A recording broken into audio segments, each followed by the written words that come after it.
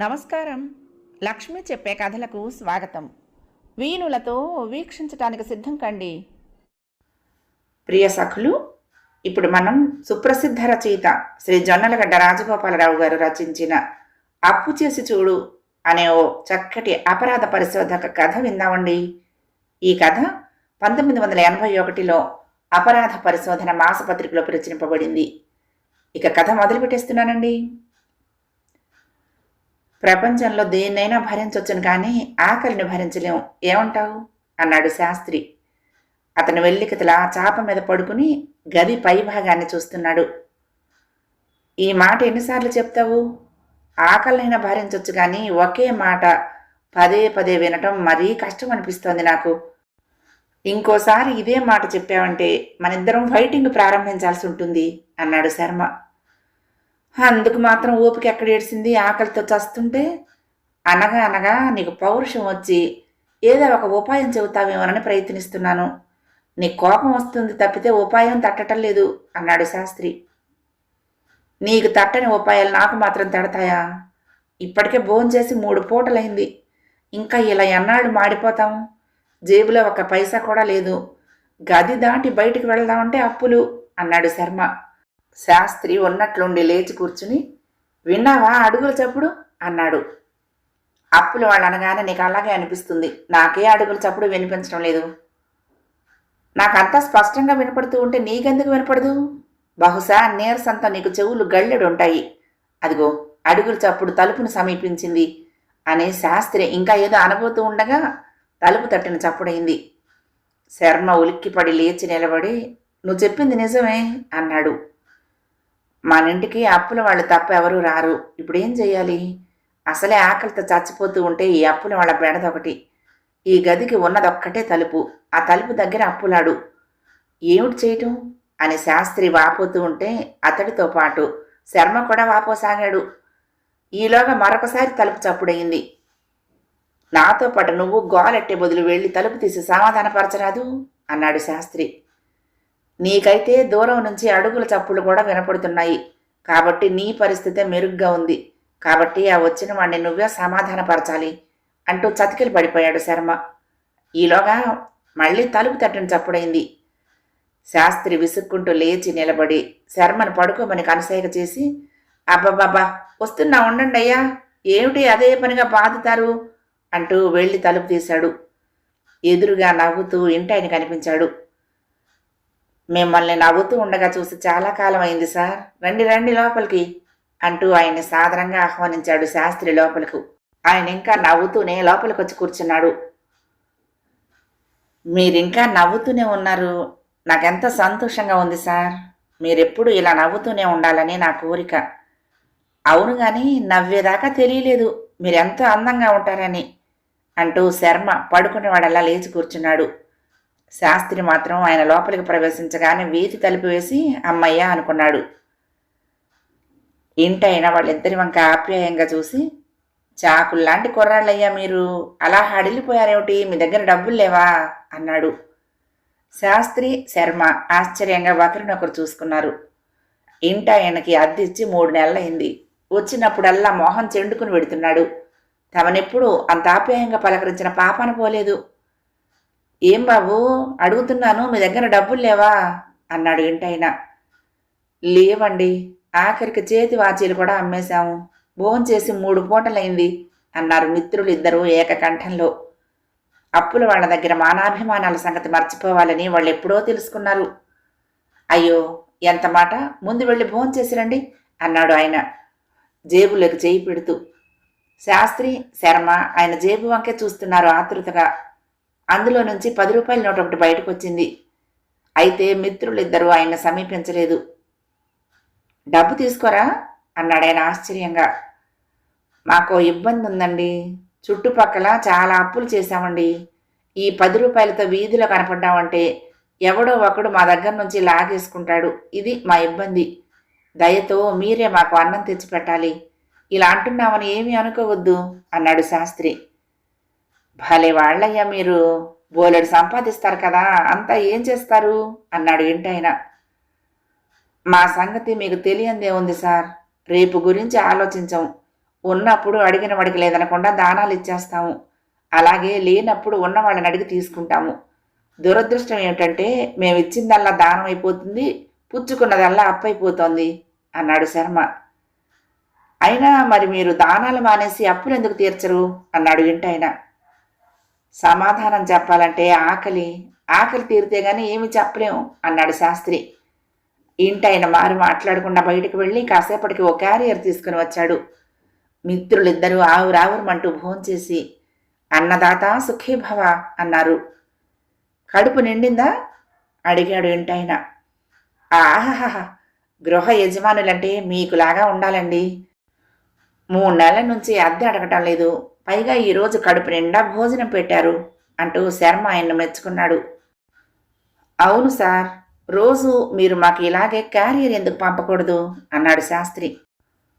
నేను అడిగిన ప్రశ్నకి ఇంకా మీరు జవాబు చెప్పలేదు. మీరు అప్పులు తీర్చక దానాలు ఎందుకు చేస్తారు? శాస్త్రి నవ్వి, జవాబు అడక్కండి సార్, అది మీకు నచ్చదు. అందుకే భోజనానికి ముందు మీరు అడిగితే భోంచేసి కానీ చెప్పలేమన్నాను. ఎందుకంటే జవాబు వింటే మీరు భోజనం పెట్టరు అన్నాడు. పర్వాలేదయ్యా, ఈరోజు నేను చాలా శాంతంగా ఉన్నాను. అదీగాక మీరు భోంచేయటం కూడా అయిపోయింది. అది కాదు సార్, అన్నం పెట్టిన వారి మనసు కష్టపెట్టడం నాకు ఇష్టం లేదు అన్నాడు శాస్త్రి. పర్వాలేదు చెప్పు అన్నాడు ఇంటాయన. అవసరంలో ఉన్నవాళ్ళని లేని వాళ్ళని ఆదుకోవటం మా అలవాటు సార్. ఒళ్ళు వాచిన వాళ్ళంటే మాకు ఉపేక్షాభావం. అప్పులు తీర్చొచ్చులే అనుకునేలోగా డబ్బు మరొక రకంగా అయిపోతుంది. అయినా ఈ లోకంలో ఒళ్ళు వాచిన వాళ్ళకంటే అవసరాలతో బాధపడే వాళ్ళే ఎక్కువ సార్. అలాంటప్పుడు కనీసం మా బోటి కొందరైనా వాళ్ళకి సపోర్ట్ ఇవ్వకపోతే ఎలా చెప్పండి అన్నాడు శాస్త్రి. అలా అయితే మా బోటి వాళ్ళ గతేమిటి? మీలాంటి వాళ్ళకు ఉత్తిన ఇల్లు అద్దెకివ్వాలా అన్నాడు ఇంటాయన. లేదు సార్, కానీ మీరే న్యాయం చెప్పండి. మేము మీకు 3 నెలల అద్దె బకాయి. అయినా మీకు కలిగిన నష్టం ఏమిటి? పైగా మాకు భోజనం కూడా తెచ్చిపెట్టారు అన్నాడు శర్మ. మీ సమాధానం నాకు నచ్చింది. నా మనసు ఎంతమాత్రం కష్టపడలేదు అన్నాడు ఇంటాయన. చాలా థ్యాంక్స్ సార్ అన్నాడు శాస్త్రి. మరి నేను వచ్చిన పని చెప్తాను, మీరు కాదనకూడదు అన్నాడు ఆయన. శాస్త్రి శర్మ ముఖముఖాలు చూసుకున్నారు. ఇంటాయన ఔదార్యం వెనక ఏదో పెద్ద కథే ఉండాలని ఇద్దరూ అనుకుంటూనే ఉన్నారు. చెప్పండి అన్నాడు శాస్త్రి. విశాఖపట్నంలో అప్పారావు తెలుసా అని అడిగాడు ఇంటాయన. విశాఖపట్నం ఎల్లమ్మ తోట సెంటర్లో నిలబడి ఓసారి అప్పారావు అని కేక పెట్టాను. అంతే, ఒక్కసారిగా ఎన్నో కార్లకు, బస్సులకు, స్కూటర్లకు బ్రేకులు పడ్డాయి. ఎందరో మనుషులు ఆగిపోయారు. ట్రాఫిక్ స్తంభించిపోయింది. ఏమిటి వింత పరిణామం అని నేను వెర్రిమొహం వేసుకుని చూస్తూ ఉండగా ట్రాఫిక్ పోలీసు నా దగ్గరికి పరుగున వచ్చాడు. అతగాడికి ఏం సమాధానం చెప్పాలా అని నేను హడలి చస్తూ ఉండగా అతడు వినయంగా, సార్ మీరు పిలిచింది నన్నేనా అన్నాడు. అలాంటి విశాఖపట్నంలో ఓ అప్పారావు గురించి అడిగితే నేనేం చెప్పను అన్నాడు శాస్త్రి. శర్మ నవ్వాడు కానీ ఇంటాయన నవ్వలేదు. ఆయన అదోలాగా శాస్త్రి వంక చూసి, ఇది ఇప్పటి జోకు కాదు, మీ పెద్దవాళ్ళు ఎవరో చెప్తే విని నువ్వు నాకు చెప్తున్నావు. విశాఖపట్నం అప్పటికి ఇప్పటికీ మారింది. నువ్వు చెప్పే ఎల్లమ్మ తోట సెంటర్ అంత పాపులర్ కాదు. ఇప్పుడు అక్కడికి కాస్త దగ్గరలోనే ఉన్న Jagadamba centre popular. Jagadamba centre దగ్గర నువ్వు అప్పారావు అని కేక పెడితే ఆ కేక నీకే వినపడనంత గొడవగా ఉంటుంది అక్కడ. కాబట్టి అలాంటి బెంగలేమి పెట్టుకోకు, నేను చెప్పే అప్పారావు గురించి కాస్త విను అన్నాడు.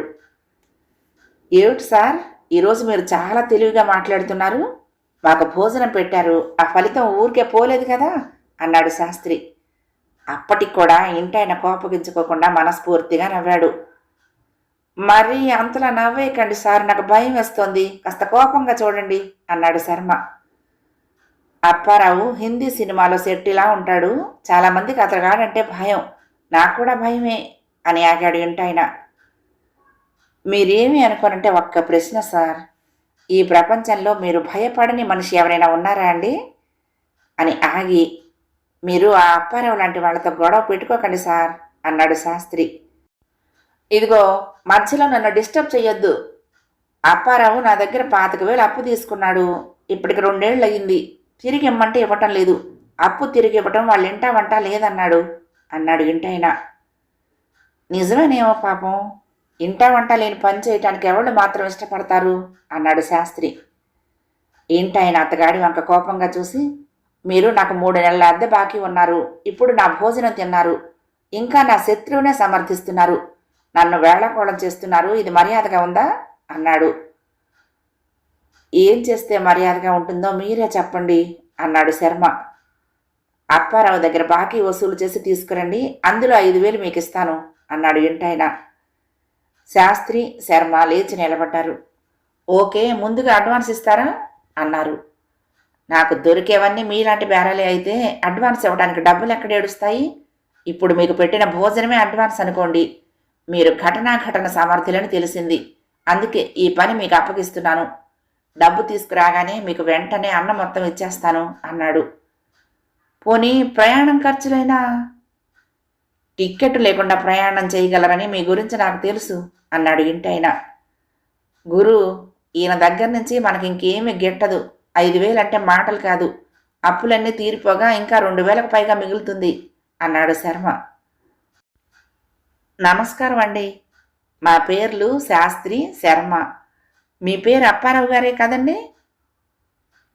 మా అమ్మా నాన్నలకు నాకంటే పెద్దలకు నా పేరు అప్పారావు. నా కాలి కింది తొత్తులకు, నా మోచేతి నీళ్లు తాగేవాళ్లకు నా పేరు అప్పారావు గారు అన్నాడతను. అయితే నేను నిన్ను అప్పారావు అనే పిలుస్తాను అన్నాడు శాస్త్రి. అప్పారావు కోపంగా శాస్త్రి వంక చూసి నెమ్మదిగా చొక్కా విప్పాడు, కుర్చీ మీద వేశాడు. ఓసారి కుర్చీలో నుంచి లేచి నిలబడి కండలు పొంగించి, అను, మరొకసారి నన్ను అప్పారావను అన్నాడు. శాస్త్రి నవ్వి, నువ్వు క్యాబరా డాన్సులకు బాగా పనికొస్తావు. నువ్వు చొక్కా విప్పిన పద్ధతి, నీ కండలు కూడా చాలా బాగున్నాయి. దురదృష్టం ఏమిటంటే ఇది ఇండియా అయిపోయింది, ఇక్కడ మగ డాన్సర్లకు అంత డిమాండ్ లేదు అన్నాడు. అప్పారావు ఆవేశంగా కండలు కదిలించి, ఎవరితో మాట్లాడుతున్నావో తెలుసా అన్నాడు కోపంగా. నీ గురించి చెప్పుకోవటమే గాని నువ్వు మా గురించి అడగవేం అన్నాడు శర్మ. అడ్డమైన వాళ్ళ గురించి వాకపు చేయటం నాకు అసహ్యం అన్నాడు అప్పారావు. అలాంటి పని మాకు అసహ్యమే, అయినా మీ గురించి వాకపు చేయక తప్పలేదు. నువ్వు ఎవరెవరికి ఎంతెంత బాకీలు ఉన్నావో తెలుసుకుని వాళ్ళందరి బాకీలు తీర్చాలని వచ్చాం అన్నాడు శాస్త్రి. ఏంటి, నా చేత బాకీలు తీర్పిస్తారా? నేను అసలు ఎప్పుడైనా ఎవరి దగ్గరైనా అప్పు చేస్తే కదా. నువ్వు అప్పు చేయలేదు అడిగాడు శాస్త్రి. అప్పు చేయాల్సిన అవసరం నాకేమిటి? నన్ను చూడండి, నా ఇల్లు చూడండి, నా వైభవం చూడండి. నిన్ను తప్ప మిగతావి చూడటానికి మాకేం అభ్యంతరం లేదు, కానీ నువ్వు అప్పు చేయలేదనటానికి సాక్ష్యం ఏమిటి? ముందు అప్పు చేశారనటానికి సాక్ష్యం ఏమిటి అన్నాడు అప్పారావు. శాస్త్రి శర్మ ముఖాలు చూసుకున్నారు. అవును, ఇంటాయన తమకు నోటు లాంటిదేమీ ఇవ్వలేదు. ఏ నోటు లేకుండా బాకీ ఎలా ఇస్తాడు ఆయన మాత్రం? ఆయన నిజంగా అప్పారావుకి అప్పిచ్చాడా? ఇస్తే నోటు ఎందుకు ఇవ్వలేదు? అయినా బాకీ వసూలు చేసుకొస్తామని బయలుదేరిన తాము మాత్రం నోటు అడగలేదేమిటి? తామే మర్చిపోయినప్పుడు ఇంటాయన మర్చిపోవటంలో ఆశ్చర్యమేముంది? ఇప్పుడేం చెయ్యాలి? వెళ్ళి నోటు తీసుకుని మళ్ళీ రావాలా, లేక? మిస్టర్ అప్పారావు, చంద్రుడు వెన్నెల కాశాడనటానికి సాక్ష్యం అక్కర్లేదు. అలాగే మేము బాకీ వసూలుకి వస్తే నువ్వు అప్పు చేశావనటానికి సాక్ష్యం అవసరం లేదు అన్నాడు శాస్త్రి. శుక్లపక్ష చంద్రుడిలా ఎగిరెగిరి పడుతున్నావు, కృష్ణపక్షంలోకి పంపేయగలను, కాస్త జాగ్రత్తగా ఉండు. అప్పారావు భుజాలు కదిపి కండలు పొంగించాడు. అసలు నీ పేరే అప్పారావు అంటే అప్పులు చేస్తాడని ముళ్ళపూడి వెంకటరమణ అన్నాడు. ఆ సంగతి నీకు తెలుసా అన్నాడు శాస్త్రి మళ్ళీ. పోనీ ఆ రమణ గారు ఇంకా ఏమన్నారో చెప్పండి. అప్పారావు అప్పులు తీరుస్తాడుట. అప్పారావు మాటలకు శాస్త్రి శర్మ ఇద్దరూ కూడా ఆశ్చర్యపోయారు. శాస్త్రి నెమ్మదిగా, నువ్వు పహిల్వాన్లా కనపడుతున్నావు, నీకిన్ని తెలివితేటలేమిటి? ఇది అస్సలు బాగోలేదు అన్నాడు. నాకు తెలివితేటలు ఎలా వచ్చాయో తెలుసుకోవాలంటే చెప్తాను, కానీ అందుకు 25,000 ఖర్చు అవుతుంది, ఒప్పుకుంటారా అడిగాడు అప్పారావు. ఒప్పుకోము, బాకీ ఇలా చల్లగొట్టడానికి వీల్లేదు అన్నాడు శర్మ. శర్మ మళ్ళీ బాకీ ఊసెత్తగానే అప్పారావుకు కోపం వచ్చింది. తానెవ్వరికీ బాకీ లేనని, మరొక మాట బాకీ అంటే మర్యాద దక్కదని తీవ్రంగా హెచ్చరించాడు అతను. అయినా శాస్త్రి శర్మ మానలేదు. అప్పుడు అప్పారావు చిరునవ్వు నవ్వి, మా పక్కింట్లో జంబులింగం ఉన్నాడు, నా బాకీ గురించి ఆయనతో ఓ 10 నిమిషాలు మాట్లాడండి. ఇక్కడేం జరిగిందో ఆయనకు చెప్పడం మర్చిపోకండి. ఆ తర్వాత మీకు ఇంకా సరదాగా ఉంటే నా దగ్గరకు వద్దురు గాని ప్రస్తుతానికి వెళ్ళండి అన్నాడు. శాస్త్రి, శర్మ జంబులింగం ఇంటికి వెళ్లారు. జంబులింగం సన్నగా ఊచలా ఉన్నాడు. మాట్లాడుతూ ఉంటే దగ్గుతాడేమోననే అనుమానం వస్తుంది కానీ దగ్గడు. ఒంటికి తగ్గట్టే పిట్టమొహం, మొహానికి తగ్గట్టే గుడ్లగోబ కళ్ళు. మీరు అప్పారావు గారితో దెబ్బలాడొచ్చారా అడిగాడు జంబులింగం కాస్త చిరాగ్గా. మీకెలా తెలుసు? శర్మ ఆశ్చర్యంగా అడిగాడు. తనతో దెబ్బలాడిన వాళ్ళని ఆయనే నా ఇంటికి పంపుతాడు అన్నాడు జంబులింగం. నువ్వు ఆయన కంటే మొనగాడివా అడిగాడు శర్మ. అబ్బే అదేం కాదు, మా ఇంట్లోకి పరీక్షించి చూడండి. వీధిలో అన్ని దోమలు ఈగలు ఉన్నాయి కదా, మా ఇంట్లో ఎక్కడైనా ఒక్క ఈగైనా దోమైనా ఉందేమో చూడండి అన్నాడు జంబులింగం. శర్మ, శాస్త్రి కాస్త తీరుబడిగానే పరీక్షించారు. ఇంట్లో ఎక్కడ ఈగలు దోమలు మచ్చ కూడా లేవు. అప్పారావు మా ఇంట్లోకి ఈగను దోమను కూడా రానివ్వడు. అది ఆయన గొప్పతనం. ఆయన నీడలో నేను చాలా సుఖపడుతున్నాను. ఆయనకు తన్ను తాను పొగుడుకోవటం ఇష్టం ఉండదు. లేకపోతే తన గురించి తనే చెప్పుకోవచ్చు. ఆయన్ను పొగడాలంటే ఆదిశేషుడు 1000 నాలుకలు చాలవు. నా నాలుకే పాటిది అన్నాడు జంబులింగం పరవశంగా. శాస్త్రి చిరాగ్గా, నీ చిన్ని మొహంలో నాలుక కూడా ఉందా అన్నాడు. జంబులింగం మొహం చెట్లిస్తూ, ఏం వేళాకోళంగా ఉందా, నాకు అప్పారావు రక్షణ ఉంది అన్నాడు. అప్పారావు రక్షణ నీకు కలకాలం కావాలంటే అతన్ని నువ్వు రక్షించుకోవలసి ఉంది. మర్యాదగా మా బాకీ తీర్చేయమని అతనికి చెప్పు అన్నాడు శాస్త్రి. జంబులింగం కోపంగా, కోపం వస్తే అప్పారావు పచ్చి రక్తం తాగుతాడు తెలుసా అన్నాడు. కోపం రాకపోయినా మా రక్తం పచ్చిగా ఉండదు. అప్పుడప్పుడు వేడిగా సలసలా మరుగుతూ ఉంటుందని అప్పారావుకు చెప్పు అన్నాడు శర్మ. జంబులింగం ఇద్దరి వంక అదోలా చూసి, మీ ధైర్యం చూస్తే మీకు కరాటే బాగా వచ్చిన నా అనుమానం కలుగుతోంది. అప్పారావుకు కరాటే వచ్చు అన్నాడు. కరాటే వచ్చినా అప్పారావుకి అప్పు తీర్చడం వస్తే చాలు అన్నాడు శాస్త్రి. మీరిక్కడే ఉండండి అంటూ జంబులింగం ఓసారి పక్కింటికి వెళ్ళి అప్పారావును కలుసుకుని మాట్లాడొచ్చాడు. వెళ్ళేటప్పుడు నిరుత్సాహంగా ఉన్నాడు, తిరిగి వచ్చేటప్పుడు హుషారుగా ఉన్నాడు. అప్పారావు గారు మిమ్మల్ని మళ్ళీ కలవటానికి భయపడుతున్నారు. ఆయనకు నరసరాజు గారు 50,000 ఇవ్వాలి. ఆయన ఇవ్వటం లేదుట. ఆ 50,000 మీరు వసూలు చేసి తేగలిగితే అందులో నుంచి మీ 25,000 ఇచ్చేస్తారట. నరసరాజు గారి దగ్గర బాకీ వసూలు చేయటం అప్పారావు గారి వల్లే కాలేదుట. మీరు ఆ బాకీ వసూలు చేసి పెడితే మీ మేలు జన్మకు మర్చిపోలేరుట అన్నాడు జంబులింగం. మిత్రులిద్దరూ ముందు తటపటాయించిన తర్వాత అంగీకరించి నరసరాజు వివరాలు తెలుసుకున్నారు. వారం రోజుల పాటు వారికి ఘనమైన ఆతిథ్యం ఇచ్చే బాధ్యత జంబులింగం తీసుకున్నాడు. ఇంటి అరుగు మీద కుర్చీలో ఓ మీసాల వ్యక్తి కూర్చుని ఉన్నాడు. శాస్త్రి, శర్మ అడ్రస్ చూసుకుంటూ ఆ ఇంటిని సమీపించి ఆ వ్యక్తిని చూసి, అయ్యా, నరసరాజు గారంటే తమరేనా అన్నారు. సమాధానంగా ఆ వ్యక్తి పులిలా గహండ్రించి, నేను నరసరాజుని ఎలా అవుతాను? ఆయన నా అన్నగారు. నేను పులిలా గాండ్రిస్తే ఆయన సింహంలా గర్జిస్తాడు అన్నాడు. మేమోసారి ఆయన్ని కలుసుకోవాలి. ఎవరని చెప్పమంటారు అంటూ నరసరాజు తమ్ముడు లేచాడు. సర్కస్ వాళ్ళమని చెప్పండి అంటూ ఇద్దరూ మెట్లెక్కారు. నరసరాజు తమ్ముడు లోపలికి వెళ్ళి కొంతసేపటికి ఓ వ్యక్తితో వీధిలోకి వచ్చాడు. అప్పటికి శాస్త్రి, శర్మ అరుగు మీద స్థిరపడ్డారు. నా పేరే నరసరాజు. మామూలుగా అయితే మిమ్మల్ని లోపలికి పిలిచుండేవాణ్ణి, కానీ మర్యాద తెలియని వాళ్లను నేను వీధిలోనే కలుసుకుంటాను అన్నాడు నరసరాజు. నమస్కారం అండి. పెద్ద మనుషులకి అప్పిచ్చి అడగటం మర్యాద కాదని మాకు తెలుసు. కానీ అప్పు ఉచ్చుకుని అడిగించుకునేవాడు పెద్ద మనిషి అనిపించుకుంటాడంటారా? మర్యాద ప్రస్తావన ఎలాగో తెచ్చారు కాబట్టి అదే చూపించి అప్పారావు గారికి ఇవ్వాల్సిన 50,000 ఇచ్చేయండి అన్నాడు శాస్త్రి. ఓ, మిమ్మల్ని అప్పారావు పంపాడా? ఆ మాట ముందుగా చెప్పలేదేం? లోపలికి రండి, డబ్బిచ్చేస్తాను అన్నాడు నరసరాజు. ఆయన ముఖంలోని కోపం మాయమైపోయింది. శాస్త్రి, శర్మ ముఖాలు చూసుకుని తమలో గుసగుసలాడుకున్నారు. ఇదేదో దొంగ నాటకంలా ఉన్నదని వారిద్దరికీ అనుమానం వచ్చింది. అయితే రోడ్లో తలదూర్చడం తమకు కొత్త కాదు కాబట్టి ధైర్యం చేసి ఇద్దరు లోపలికి వెళ్లారు. నరసరాజు వాళ్ళిద్దరినీ ఒక గదిలోకి తీసుకువెళ్లి కుర్చీల్లో కూర్చోబెట్టి మర్యాద చేశాడు. వాళ్లకు కాస్త దూరంగా తాను కుర్చీలో కూర్చుని, మీకు ఎంత ఇవ్వాలన్నారు అన్నాడు.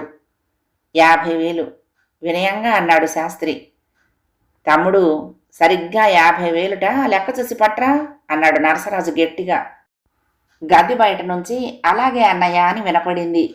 మరుక్షణంలో శాస్త్రి శర్మల చేతులు కాళ్ళు కుర్చీకి కట్టుబడిపోయాయి. మిత్రులిద్దరూ ఒకేసారి మోసం అని అరిచారు. తమ్ముడు, మోసం అంటే ఏమిటో ఒకసారి చూపించు అంటూ నరసరాజు గట్టిగా అరిచాడు. అలాగే అన్నయ్య అని గది బయట నుంచి వినపడింది. మరుక్షణమే ఇద్దరు కుర్చీలు గిరగిర తిరగసాగాయి. అలా చాలా వేగంగా తిరుగుతున్నాయి అవి. నరసరాజు ఆ దృశ్యం చూస్తూ విరగబడి నవ్వసాగాడు. ఆయన నవ్వుతూ ఉంటే సింహం గర్జించినట్లుంది. ఆపు తమ్ముడు అంటూ అరిచాడు నరసరాజు. కుర్చీలు తిరగటం ఆగిపోయింది. సర్కస్ ఎలాగుంది అన్నాడు నరసరాజు వాళ్ళ వైపు చూసి నవ్వుతూ. అయితే శాస్త్రి శర్మ సమాధానమిచ్చే పొజిషన్లో లేరు. వాళ్లకు ప్రపంచమంతా ఇంకా కిర్రును తిరుగుతున్నట్టే ఉంది. వాళ్ళు మామూలు స్థితికి చేరుకోవటానికి కొంచెం సేపు పట్టింది. నరసరాజు ఓపిగ్గా వాడు తేరుకునేదాకా ఆగి సర్కస్ ఎలా ఉంది అని మళ్ళీ సింహగర్జన చేశాడు. అంటే నవ్వాడనమాట. సర్కస్ వాళ్ళు జంతువులకు శిక్షణ ఇచ్చేటప్పుడు అన్నీ ముందు తామే చేసి చూపిస్తారు. మేము అదే చేశాం అంతే అన్నాడు శాస్త్రి. నరసరాజు ఆశ్చర్యంగా చూస్తూ మీ ధైర్యాన్ని మెచ్చుకోవాలి అన్నాడు. ధైర్యవంతులం కాబట్టే ఏ సమస్యనైనా ధైర్యంగా ఎదుర్కొంటాము. ఎవ్వరిని ఎందులోనూ మోసం చెయ్యం. అందువలన దేవుడెప్పుడు మా పక్షానే ఉంటాడు అన్నాడు శర్మ. సరే, మీ చేత మళ్ళీ సర్కస్ చేయించాల్సి ఉంటుంది, కానీ అవతల నాకు ఇంకా పనులున్నాయి కదా, అందాక రెస్ట్ తీసుకోండి అంటూ నరసరాజు గదిలో నుంచి వెళ్ళిపోయాడు. అతను ఆ గదిలో నుంచి వెళ్ళిపోయాక మళ్ళీ 2 రోజుల వరకు ఎవ్వరూ అక్కడ అడుగు పెట్టలేదు. శాస్త్రికి శర్మకు తినటానికి తిండి లేదు, తాగటానికి మంచినీళ్లు లేవు.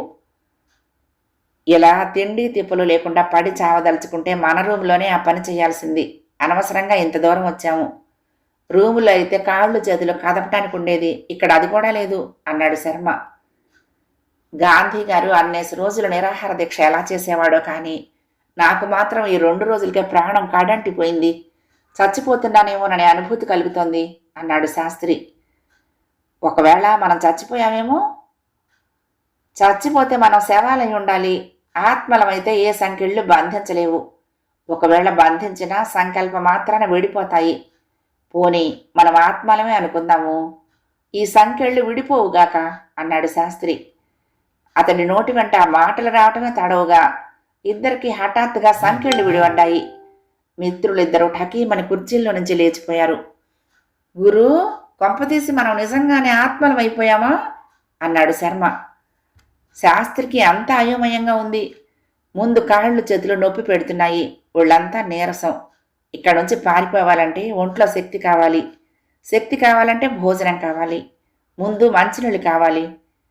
మంచినీళ్ళు అన్నాడు శాస్త్రి. సరిగ్గా అప్పుడే శర్మ కళ్లకు గది మూలగా ఉన్న వాష్ బేసిన్ కనపడింది. అందులో కుళాయి ఉంది. కుళాయిలోంచి నీళ్లు వస్తున్నాయి. ఇద్దరూ ముందు కడుపు నిండా నీళ్లు పట్టించారు. కొంత శక్తి వచ్చినట్లయింది. మనం అనుకున్నవన్నీ జరుగుతున్నాయి కాబట్టి ఆత్మలం అనుకోవాలా? ఆకలి దప్పులు బాధిస్తున్నాయి కాబట్టి మనుషులం అనుకోవాలా అన్నాడు శర్మ. పిచ్చి పిచ్చి ఆలోచనలు పెట్టుకోకు. మనం మనుషులమే. ముందు ఆ తలుపు దగ్గరికి వెళ్ళి ప్రయత్నిద్దాం. ఆత్మలనైతే తలుపులు అడ్డగించవు, కానీ మనని అడ్డగించవచ్చు అంటూ శాస్త్రి మిత్రుడితో గుమ్మం వైపు నడిచాడు. వాళ్ళు గుమ్మాన్ని సమీపించడమేమిటి, 2 తలుపులు బార్లా తెరుచుకున్నాయి. శర్మ ఆశ్చర్యంతో నోరావలించాడు. ఎవరో అక్కడే ఉండి తమను కనిపెడుతున్నారు, తమతో ఆడుకుంటున్నారు. మిత్రులిద్దరూ తటపటాయిస్తూ ముందుకు అడుగు వేశారు. ప్రమాదం పొంచి ఉన్నదని, ఏ క్షణాన్నైనా అది మీద పడవచ్చని ఇద్దరికీ అనిపిస్తోంది. అయినా చేయగలిగిందేముంది? ఇద్దరూ గుమ్మంలోకి వచ్చారు. అప్పుడు చూశారు వాళ్ళు పక్కనే ఉన్న వ్యక్తిని. ఆ వ్యక్తి 10 ఏళ్ల బాలుడు. ఎవరు మీరు అన్నాడు ఆ అబ్బాయి వీళ్ళిద్దరి వంక ఆశ్చర్యంగా చూస్తూ. మిత్రులిద్దరికి ఏం చెప్పాలో తెలియలేదు. నువ్వెవరు అన్నాడు శాస్త్రి. నా పేరు రాము, నరసరాజు గారి మనవణ్ణి. మా తాత నన్నెప్పుడూ ఇటువైపు రానివ్వడు.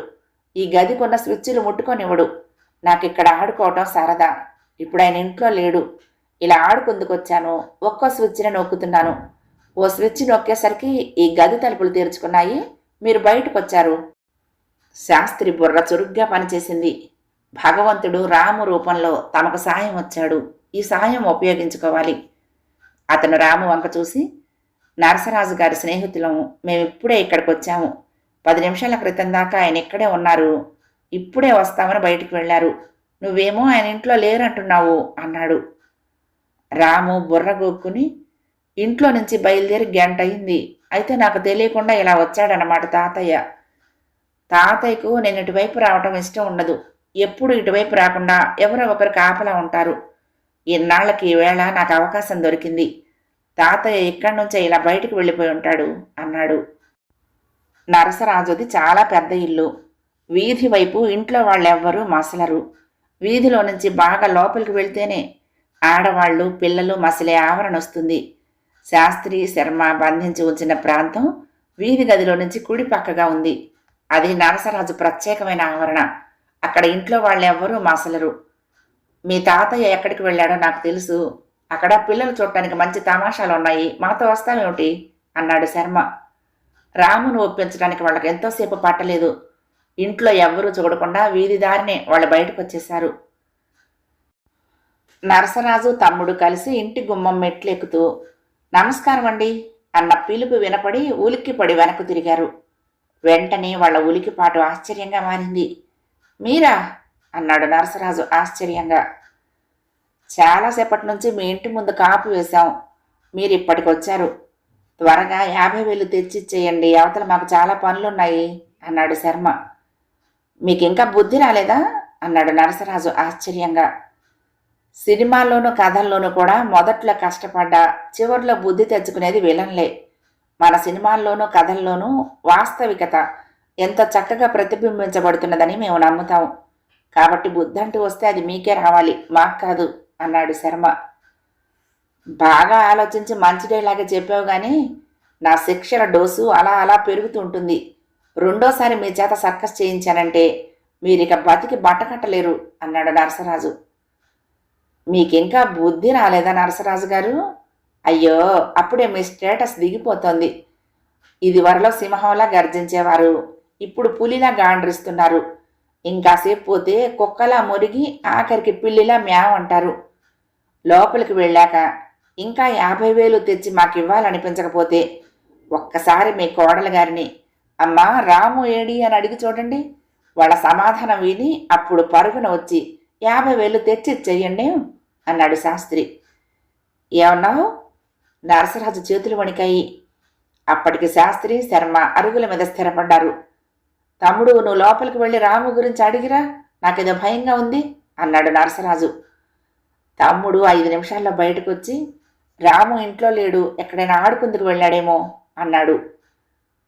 ఎక్కడికి వెళ్ళలేదు, మా దగ్గర క్షేమంగా ఉన్నాడు. మీరు 50,000 ఇచ్చేస్తే క్షేమంగా మీ దగ్గరకు చేరుకుంటాడు, లేదా ఎక్కడో సర్కస్ చేస్తూ ఉంటాడు అన్నాడు శాస్త్రి. అభం శుభం ఎరుగని పసివాణ్ణి తీసుకుపోవటానికి మీకు చేతులు ఎలా వచ్చాయి? వెంటనే వాణ్ణి తీసుకురండి, లేకపోతే నేనేం చేస్తానో నాకే తెలీదు అన్నాడు నరసరాజు. మీరేం చేస్తారో మీకు తెలియదు కానీ నేనేం చేస్తానో నాకు తెలుసు, మీకు తెలుసు. ఆ విషయం గుర్తుంచుకుని 50,000 విషయంలో తొందరగా ఓ నిర్ణయం తీసుకోండి అన్నాడు శర్మ. కాసేపు వారి నలుగురు మధ్య నిశ్శబ్దం రాజ్యం వెళ్ళింది. మిస్టర్స్, మీ పేర్లేమిటి అన్నాడు నరసరాజు. ఇప్పటికి మా పేర్లు అడగాలని తెలిసిందా మీకు అంటూ వాళ్ళిద్దరూ తమ పేర్లు చెప్పారు. మిస్టర్ శాస్త్రి, ఒక్కసారిగా 50,000 తేగల గొప్పవాణ్ణి కాను నేను. 2 చేతులు జోడించి నమస్కరిస్తాను. నా మనవాణ్ణి నాకు తెచ్చివు. ఆ పసివాడు ఏం అగచాట్లు పడుతున్నాడోనని నా మనసు గిలగిలనడిపోతున్నది. ప్లీజ్ మిస్టర్ శాస్త్రి, నా మనవని నాకు తెచ్చివు అంటూ ఏడవనారంభించాడు.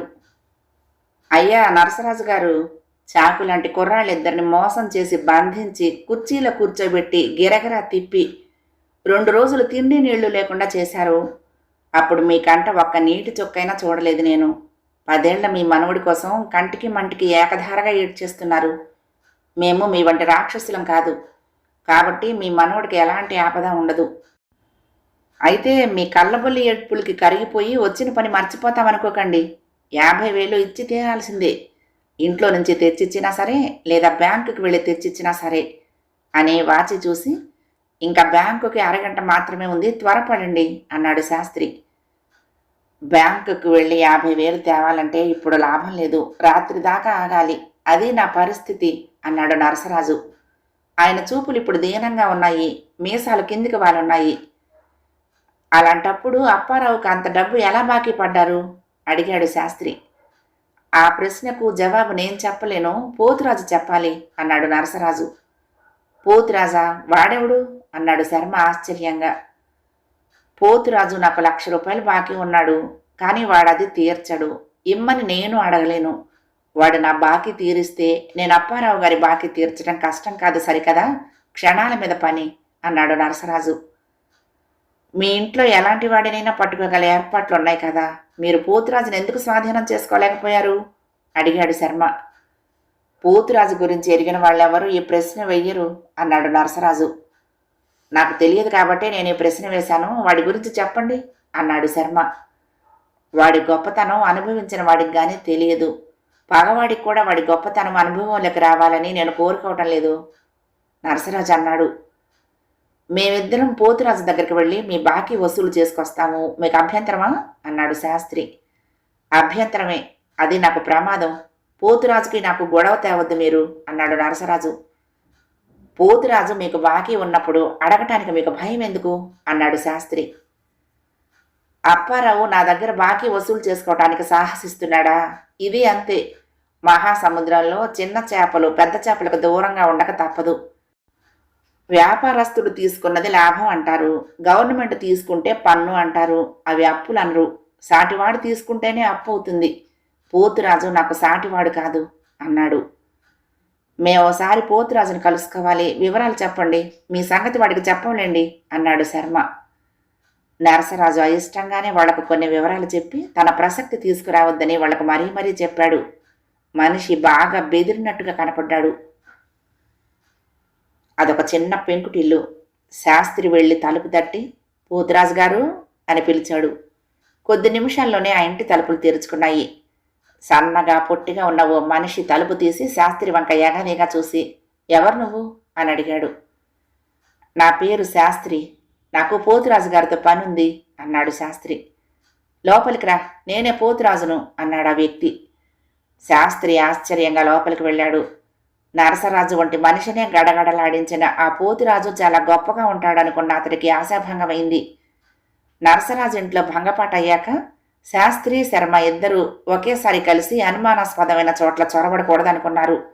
అందుకే దూరాన్నుంచి శర్మ కాపలాగా ఉన్నాడు. ఇల్లు చాలా చిన్నది. వంటగది కాక 2 గదులున్నాయి. బాత్రూం లేదు. దొడ్లో నుయ్యి ఒకటే ఉంది. చాలా చిన్న ఇల్లు అన్నాడు శాస్త్రి.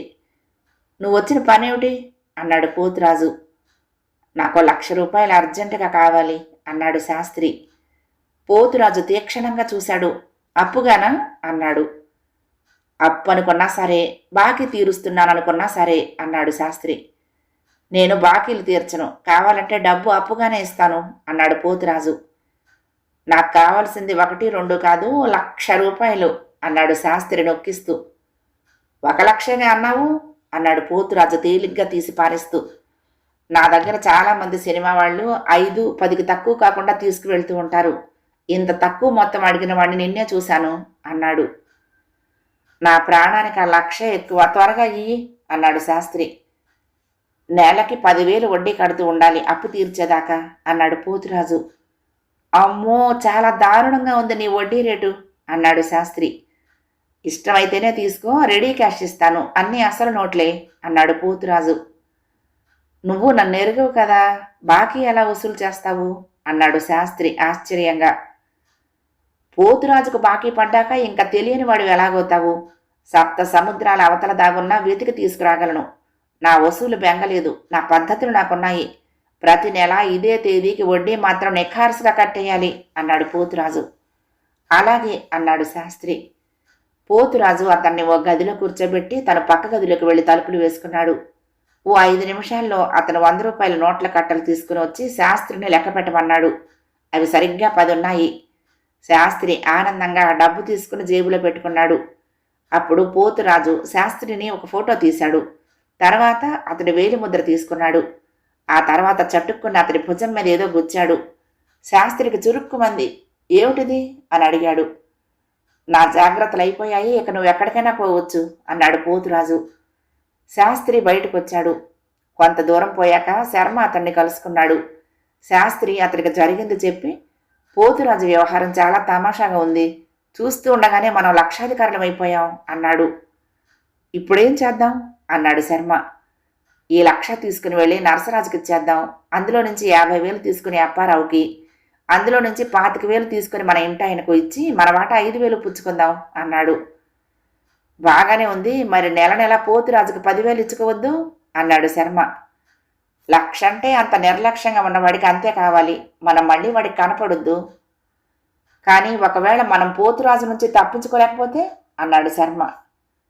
ఇది అనుమానించదగ్గ విషయమే. అయితే పోతురాజు శక్తి సామర్థ్యాలు మనం తెలుసుకునే ఉపాయం ఒకటి ఉంది. అదేమిటంటే ఇప్పుడే వెనక్కి వెళ్ళి, అయ్యా పోతురాజు గారు, నేను కాస్త మతిమరుపు మనిషిని. ప్రతిరోజు ఏదో సమయంలో ఎన్ని రోజులయ్యాయో మీరు నాకు కాస్త హెచ్చరిక ఇచ్చే ఏర్పాట్లు చేయండి అని అడుగుతాను. ఆ తర్వాత ఓ వారం రోజులు మనం అతన్ని తప్పించుకు తిరుగుదాము. మన్ని పట్టుకోలేకపోతే అప్పుడు దర్జాగా 1,00,000 రూపాయలు తీసుకుని నరసరాజు దగ్గరికి వెళ్ళొచ్చు అన్నాడు శాస్త్రి. అతను మళ్ళీ పోతురాజు దగ్గరికి వెళ్ళాడు. పోతురాజు అంతా విని, రోజు ఎన్నింటికి గుర్తు చేయమంటావు చెప్పు, బాగా ఆలోచించుకుని మరీ టైం చెప్పు. ఎందుకంటే ఆ టైంకి నువ్వు నిద్రపోతున్నా సరే లేపి మరీ గుర్తు చేయటం జరుగుతుంది. తర్వాత విసుక్కున లాభం లేదు అన్నాడు. రాత్రి 8 గంటలకు అన్నాడు శాస్త్రి. జేబులో డబ్బు చేరింది. అందులో బాకీ వసూలు కింద 15,000 తమ సొంతం. శాస్త్రి శర్మ హుషారుగా ఓ హోటల్లో మకాం పెట్టారు. అక్కడ గదిలో పూర్తిగా తమ వేషాలు మార్చుకున్నారు. ఇద్దరు నడి వయస్కులైన ముస్లింస్లా తయారయ్యారు. తర్వాత హోటల్లో నుంచి బయటపడ్డారు. ఆ వేషాల్లో వాళ్ళకి ఒకరినొకరు గుర్తించుకోవడమే కష్టంగా ఉంది కాబట్టి పోతురాజు మనుషులు గుర్తిస్తారన్న బాధ లేదు. అదీగాక పోతురాజు ఇల్లు వదిలినప్పటి నుండి జాగ్రత్తగా ఉన్నారు. ఎక్కడా ఎవరూ తమను అనుసరించిన జాడలేదు. అందుకని ఇద్దరు ధైర్యంగా హోటల్లో నుంచి బయటపడి మురికివాడ వైపు వెళ్లారు. ఆ ప్రాంతాల్లో తాముంటామని ఎవరూ ఊహించలేరని ఇద్దరూ అభిప్రాయపడ్డారు.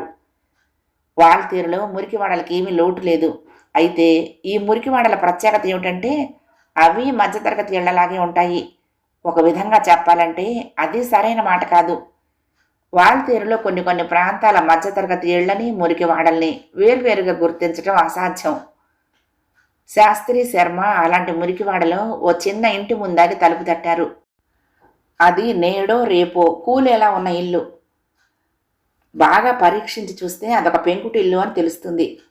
తలుపు తట్టగానే లోపల అలికిడి కావాలి. కానీ అలాంటిదేమీ జరగలేదు. కానీ రెండోసారి తలుపు తట్టడానికి శర్మ భయపడ్డాడు. ఇవి తట్టవలసిన తలుపులు కావు, తాకవలసిన తలుపులు అన్నాడు అతను. ఇంట్లో ఎవరో ఉండాలి, లేకపోతే ఇంటికి తాళం పెట్టి ఉండేవారు అన్నాడు శాస్త్రి. ఈ ఇంటికి తాళమా, భలే జోకు అన్నాడు శర్మ. శాస్త్రి బుర్ర పనిచేసింది. అవును, ఈ ఇంటికి తాళం అక్కర్లేదు, ఈ తలుపుకు గడియ మాత్రం అవసరమా, తలుపు కాస్త తోసి చూద్దాం అంటూ అతను నెమ్మదిగా తలుపు తోసే ప్రయత్నం చేశాడు. శర్మ అతన్ని జాగ్రత్త అని హెచ్చరించాడు. కానీ తలుపు సులభంగానే తెరుచుకుంది. అయితే అక్కడ దృశ్యం చూసి ఇద్దరూ ఆశ్చర్యపోయారు. అక్కడ ఓ 20 ఏళ్లలోపు యువతి బికారిదానిలా నిలబడి ఉంది. సుమారు 40 ఏళ్ల మగాడు ఆమె ఒంటిని బట్టతో తుడుస్తున్నాడు. ఇద్దరు కూడా వీళ్ళని చూసి ఉలిక్కి పడ్డారు. ఆ యువతి చటుక్కుని కాస్త మూలగా వెళ్ళింది. ఎవరు మీరు, ఇక్కడికెందుకు వచ్చారు అన్నాడు ఆ మనిషి కోపంగా. తలుపు తట్టే వచ్చాం, కానీ మైకంలో మీకేమీ వినపడినట్లు లేదు అన్నాడు శాస్త్రి ఆ మనిషిని పరీక్షించి చూస్తూ. ఆ మనిషి పరమ వికారంగానూ బికారిలాగానూ ఉన్నాడు. వెళ్ళండి ఇక్కడి నుంచి అన్నాడు ఆ మనిషి. ఇక్కడేం జరుగుతుందో తెలుసుకుని మరీ వెళ్తాం అన్నాడు శర్మ. ఆ మనిషి ఒప్పుకోలేదు.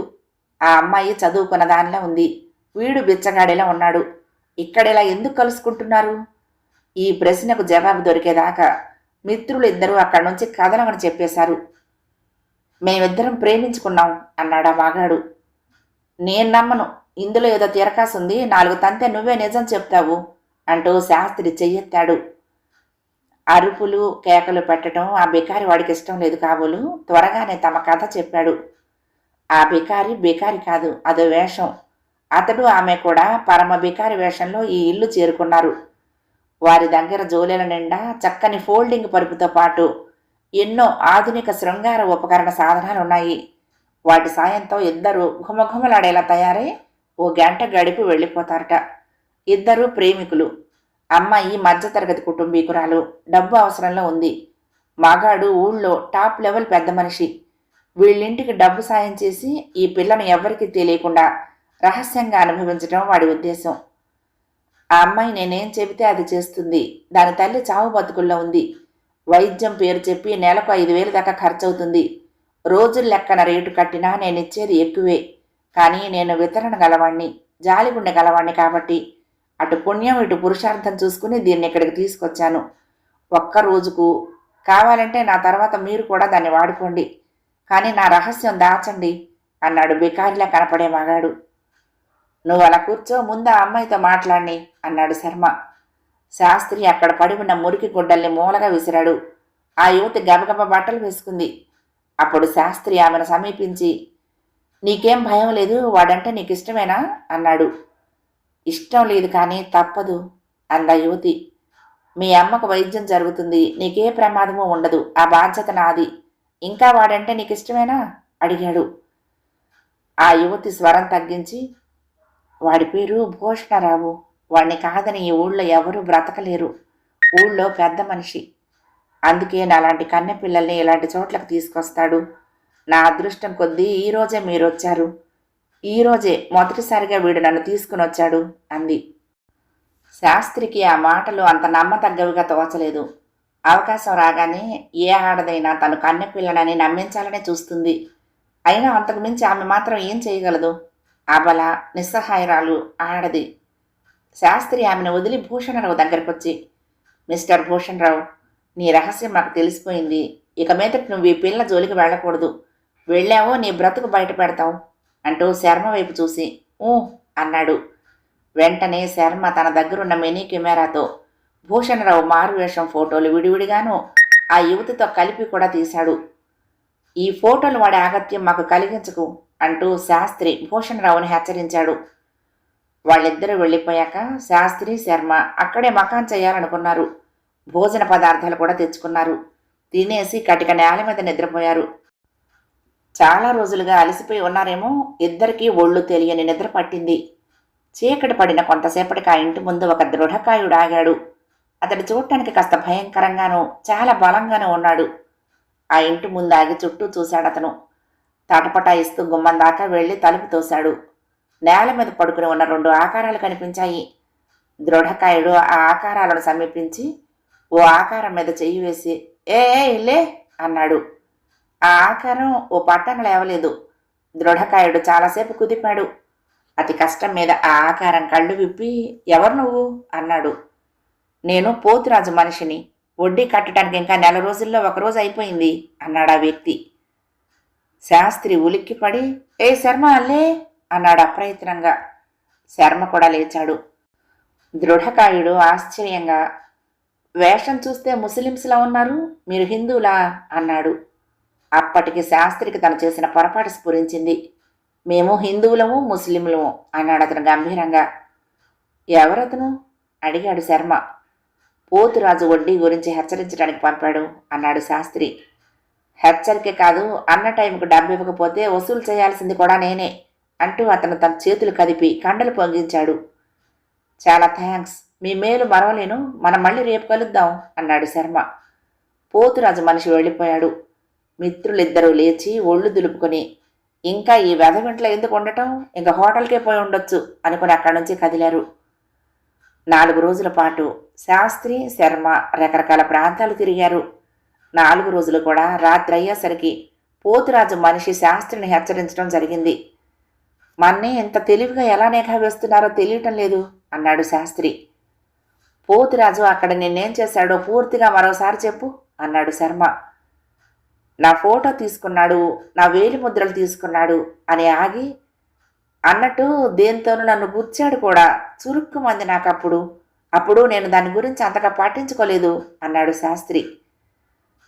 ఇంకేం అర్థమైంది, ఇది సామాన్యమైన గ్యాంగ్ కాదు, చాలా పెద్ద గ్యాంగ్.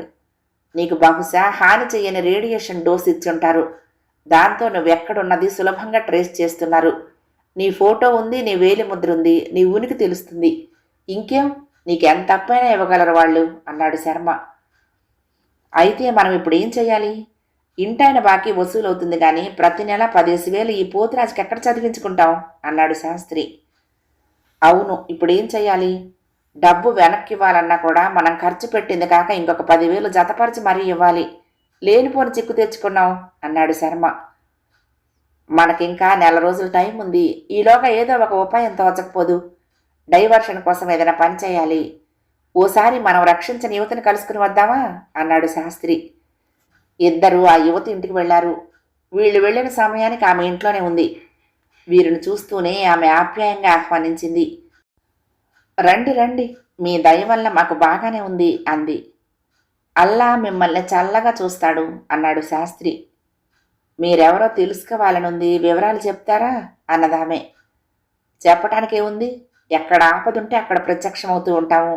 ఎలాంటి ప్రమాదమైనా ధైర్యంగా ఎదుర్కొంటాము. ఎప్పుడూ విజయాన్ని సాధిస్తుంటాం అన్నాడు శాస్త్రి. ఆమె తన పేరు సంధ్య అని చెప్పింది. వాళ్ళిద్దరికీ కాఫీలు కల్పించి, నాకు హాస్పిటల్కి వెళ్లే టైం అయింది, మీరు అన్యదా భావించొద్దు అంది. నీకు భూషణరావు నుంచి ఎటువంటి ఇబ్బంది కలగదు. కలిగితే మేము రక్షిస్తాము. అది చెప్పడానికే వచ్చాము. పర్మనెంట్ ఏర్పాటు జరిగేదాకా నిన్ను అప్పుడప్పుడు కలుసుకుని వెళ్తూ ఉంటాము అన్నాడు శర్మ. మిత్రులిద్దరూ బయటకొచ్చేసరికి వారి ముందు కారు ఒకటి ఆగింది. అందులో నుంచి ఇద్దరు యువకులు దిగి, మేమెవరమని అడగొద్దు, మీ మిత్రుడు ఒకడు మీకోసం ఈ కారును పంపించాడు అన్నారు. శాస్త్రి శర్మ తటపటాయించకుండా కారు ఎక్కేసి, మీరెవరు అని మేము అడగము, మా మిత్రుడి దగ్గరకు తీసుకువెళ్ళండి అన్నారు. కారు శరవేగంతో దూసుకుపోయి ఊరి చివర ఒక బంగళా ముందాగింది. కారులోని వారంతా ఆ బంగళాలోకి ప్రవేశించారు. అది విశాలమైన బంగళా. 10-12 దాకా గదులుండొచ్చు. దారి గజిబిజిగా ఉంది. ఓ గది ముందు ఆగారు. యువకులిద్దరూ కాలింగ్ బెల్ నొక్కారు. వెంటనే గది తలుపులు తెరుచుకున్నాయి. వాళ్లు చెట్టుక్కున శాస్త్రి శర్మలను లోనికి తోశారు. తలుపులు మూసుకున్నాయి. ఒక్క క్షణం పట్టింది మిత్రులిద్దరికీ పరిస్థితి అర్థం చేసుకోవటానికి. అప్పుడు చూశారు వారి గదిలోకి. ఆ గది పెద్దదే. వారికి ఎదురుగా ఓ సింహాసనం లాంటి కుర్చీ ఉంది. దాంట్లో భూషణరావు కూర్చుని ఉన్నాడు. అతన్ని చూసి ఇద్దరు ఉలిక్కి పడ్డారు. ఆ రోజు నుంచి మీకోసం చూస్తున్నాను. సంజయ్ ఇంటి దగ్గర నా మనుషుల్ని కాపలా పెట్టాను. దానింటికి ఏదో ఒక రోజున మీరు వస్తారని నాకు తెలుసు. ఎన్నాళ్ళు తప్పించుకున్నారు. ఈ రోజుతో మీకు మూడింది అన్నాడు భూషణరావు. మేమిద్దరం కలిసి తిరగటం వల్ల ఎన్ని లాభాలు. అంతా మమ్మల్ని మీరు మీరు అని మన్నించేవాళ్లే. ఆఖరికి మమ్మల్ని చంపాలనుకుని నువ్వు కూడా. అందుకు నాకెంతో ఆనందంగా ఉంది అన్నాడు శాస్త్రి. చావంటే మాకు భయం లేదు. ఎటొచ్చి మమ్మల్ని చంపటం అంత సులభం కాదనుకుంటాను అన్నాడు శర్మ. భూషణరావు చప్పట్లు కొట్టాడు. సింహాసనం వెనక నుంచి 4 వేటకొక్కలు పైకి లేచాయి. 4 సింహాన్నైనా చీల్చి చెండాడేలా ఉన్నాయి. సైన్స్ ఎంతగానో అభివృద్ధి చెందిన ఈ రోజుల్లో కూడా నువ్వు ఇంకా పాత పద్ధతులు మానకపోవటం నాకెంతో విచారంగా ఉంది. ఇలా అయితే శత్రువులతో ఏం వేగగలవు? ఓ 2 లక్షలు మాకిస్తే ఓ నెల్లాళ్ల పాటు నీకు మంచి శిక్షణ ఇవ్వగలం. మాతో వస్తావా అన్నాడు. భూషణరావు మళ్ళీ చప్పట్లు కొట్టాడు. 4 కుక్కలు సింహాసనం ముందుకొచ్చాయి. భూషణరావు, కుక్కలకి మా మీదకి రావడానికి ధైర్యం చాలటం లేదు. అవి పూర్తిగా మా మీదకి రావాలంటే నువ్వు అప్పుడప్పుడు చప్పట్లు కొడితే లాభం లేదు. రోజంతా భజన చెయ్యాలి. ఏదో ఒక పేరున భజన చేయటం నీకు మంచిదే. చూడటానికి పాపాత్ముళ్లా ఉన్నావు. అయితే భజన చేసిన నీకంటే భజన నీ చేత చేయించినందుకు మాక ఎక్కువ పుణ్యం వస్తుంది. అది మాత్రం గుర్తించుకో అని శాస్త్రి ఇంకా ఏదో అనుభూతి ఉండగా భూషణరావు మళ్ళీ చప్పట్లు కొట్టాడు. కుక్కలు ఒక్కసారిగా గాల్లోకి లేచాయి. అవి అలా గాల్లోకి లేవగానే శర్మ యా అంటూ గట్టిగా అరిచాడు. అతడి 2 చేతులు మెరుపు వేగంతో కదిలాయి. గాలిలోకి లేచిన కుక్కలు అలానే క్రింద పడిపోయాయి. భూషణరావు తెల్లబోయి కుర్చీలో నుంచి లేచాడు. అప్పటికి శాస్త్రి శర్మ అతన్ని సమీపించారు. ఏం జరిగింది అన్నాడు భూషణరావు నీరసంగా. నువ్వెప్పుడైనా బ్రూస్లీ సినిమాలు చూసావా? చూసుండవులే. చూస్తే మా మీదకు వేట కుక్కల్ని ఉసిగలిపి ఉండవు. బ్రూస్లీ సినిమాలో చేసిన ప్రతి పని మేము నిజ జీవితంలో చేయగలం. ఆ సంగతి తెలియక 4 వేట కుక్కల్ని నష్టపోయావు. విషం పూసిన సూదుల్ని గురి తప్పకుండా విసరగలగటం మా ప్రత్యేకత అన్నాడు శర్మ. భూషణరావు వాళ్ళిద్దరి వంక భయంగా చూసి, మీరు మనుషులు కారు అన్నాడు.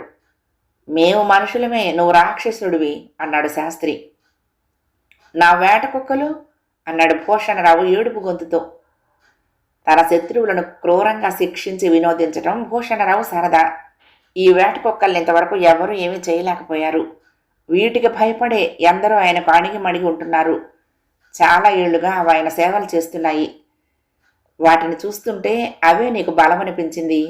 సాధారణంగా జంతు హత్య మాకు కెట్టదు, కానీ ప్రజాక్షేమం కోసం వాటిని చంపాల్సి వచ్చింది, ఏమీ అనుకోకు అన్నాడు శాస్త్రి. శర్మ ఆ గదిలో వేట కుక్కలతో సహా భూషణరావును ఫోటోలు తీశాడు. గదిలో 5-6 రహస్య బీరువాలున్నాయి. అన్నింటినీ ఫోటోలు తీశాడు. నువ్వు చాలా పెద్ద స్మగ్లింగ్ కింగువి. ఈరోజు మేము ఇక్కడికి రావటం వల్ల మంచి పని జరిగింది. నువ్వు మాకు మరింత గుప్పిట్లోకి వచ్చావు. ఇది మంచిదే. సంజను కన్న కూతుర్లా చూసుకోలేకపోయావో నీ బ్రతుకు బయటపడుతుంది అన్నాడు శర్మ.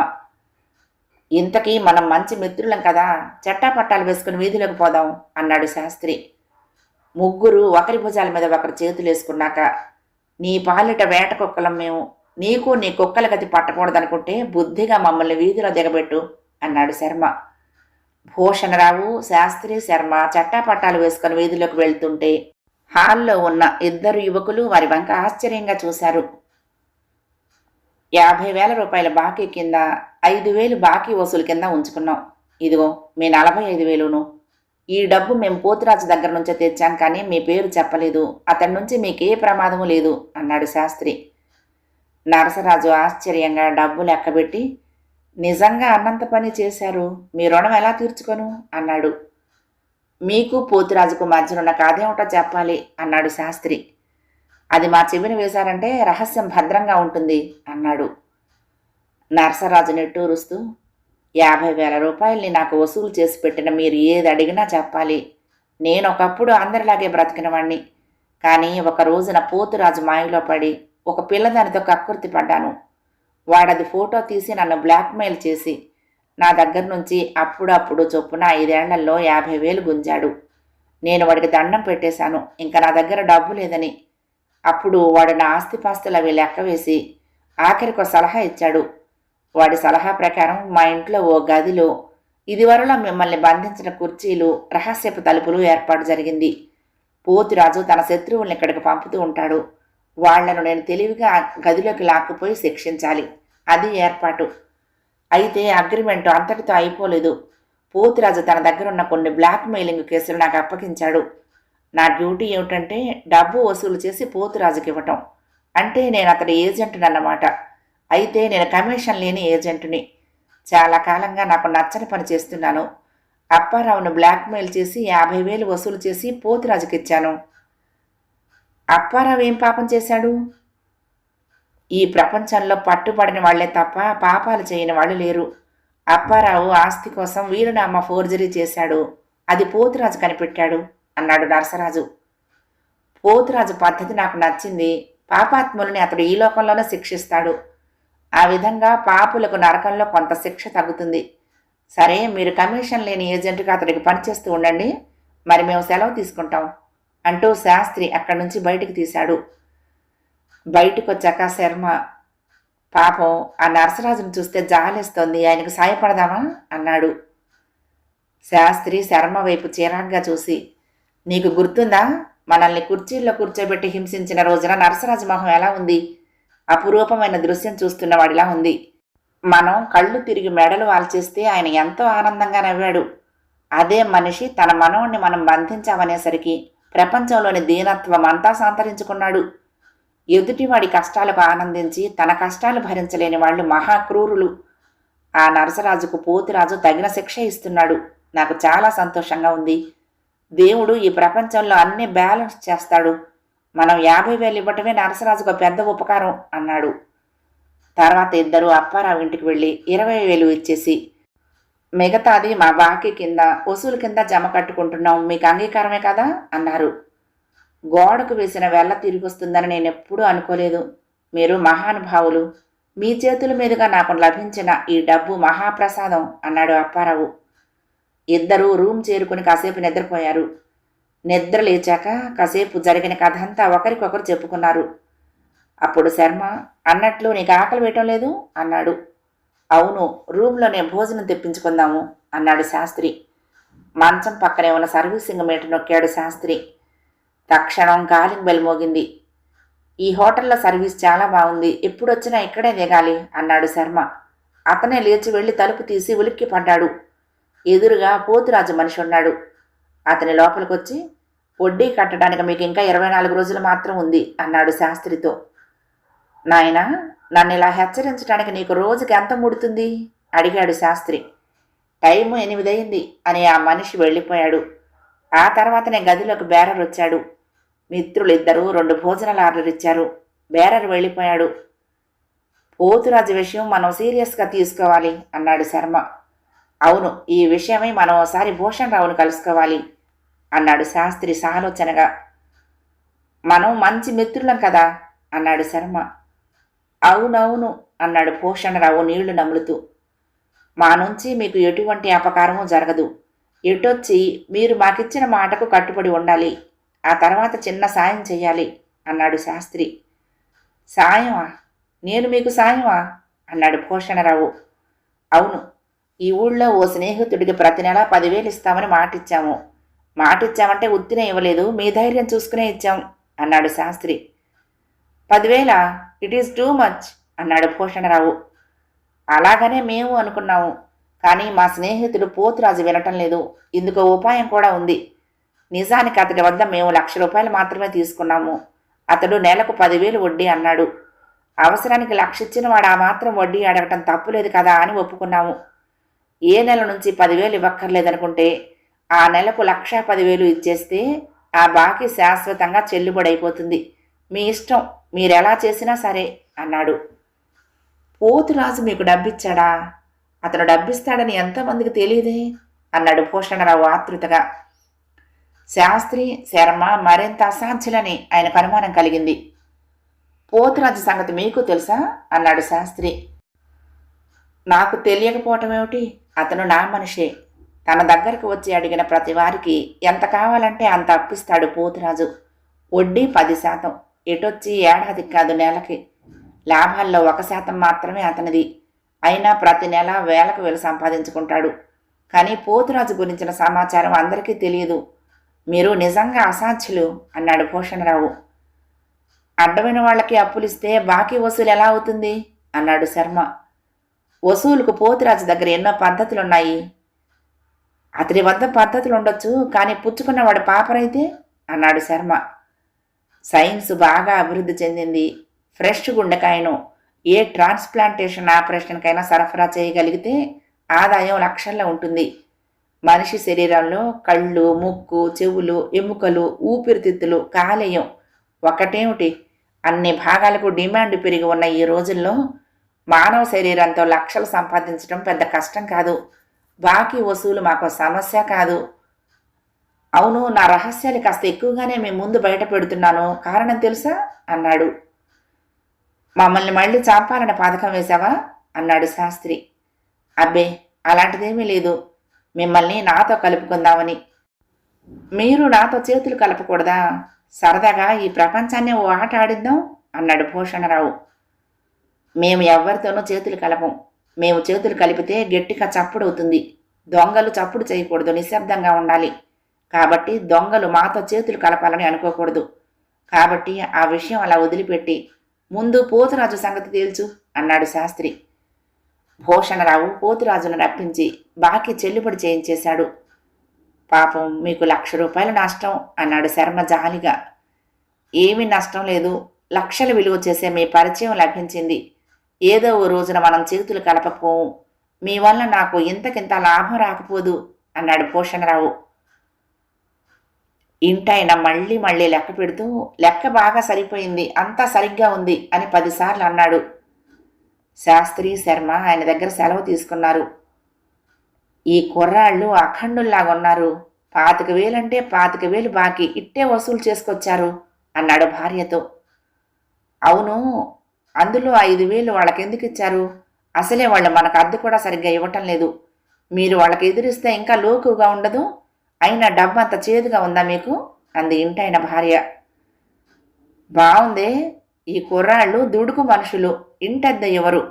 వీళ్ళని ఎలా వదులుచుకుందావా అని చూస్తున్నాను.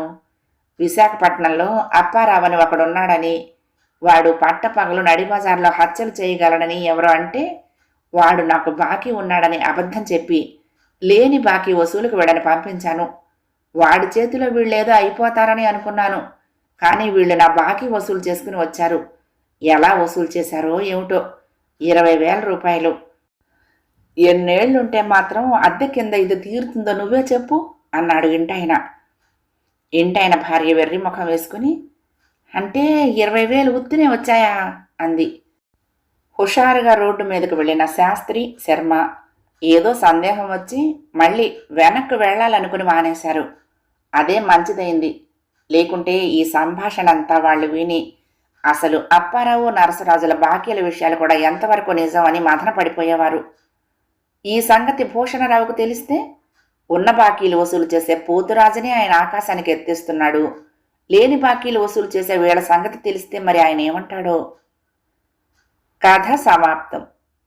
ప్రియ సఖులు, ఈ కథ మీకు నచ్చితే తప్పకుండా లైక్ చేయండి, షేర్ చేయండి, కామెంట్ చేయండి, సబ్స్క్రైబ్ చేసుకుని నన్ను ఎంకరేజ్ చేయండి.